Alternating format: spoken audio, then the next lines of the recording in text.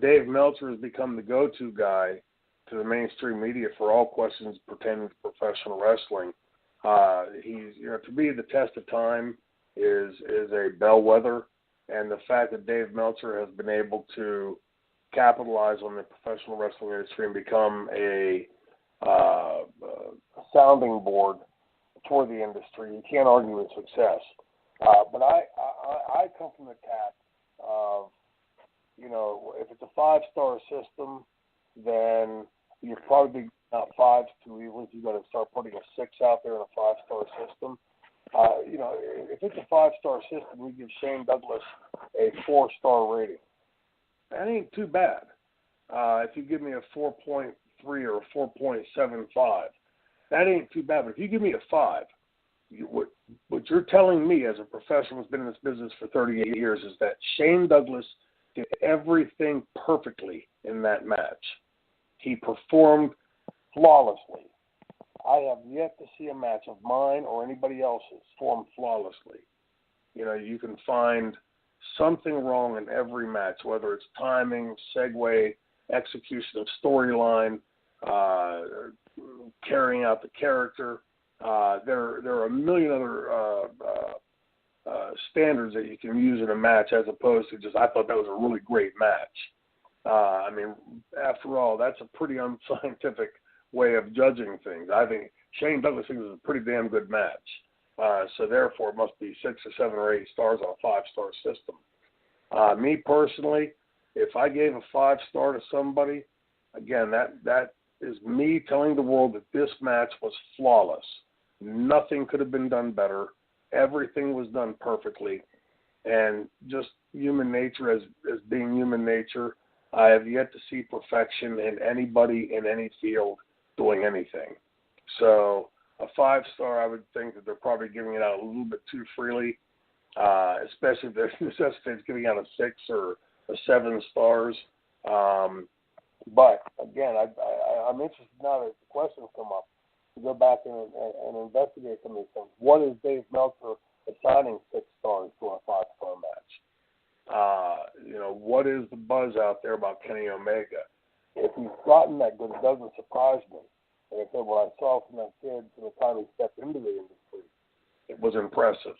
So I'm eagerly now going to go check and see and watch these matches and see if I agree with the flawlessness of their performance. As a performer, I never wanted anybody, when I came back from a match, to say, that was perfect. There wasn't a thing you could improve, because I always wanted to get better at my craft. So I'd be willing to bet that I can go back and watch the matches that somebody else assigned a higher figure to and find something that was done incorrect. But that makes it sound like you're trying to undermine or be detrimental to that performance.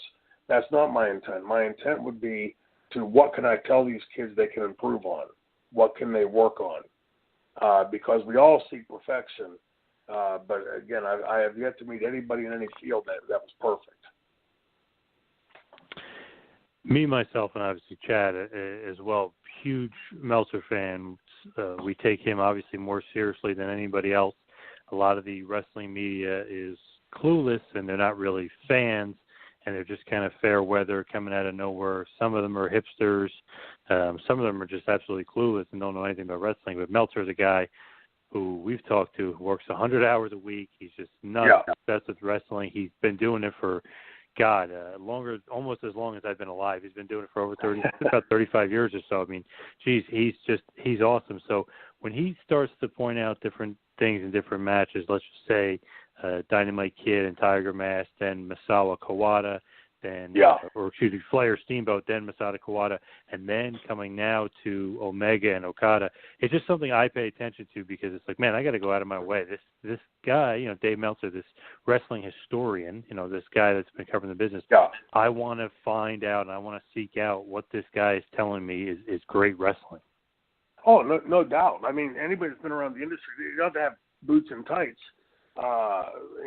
To know, to be able to discern what is good, what's bad, what's really good, what's really bad.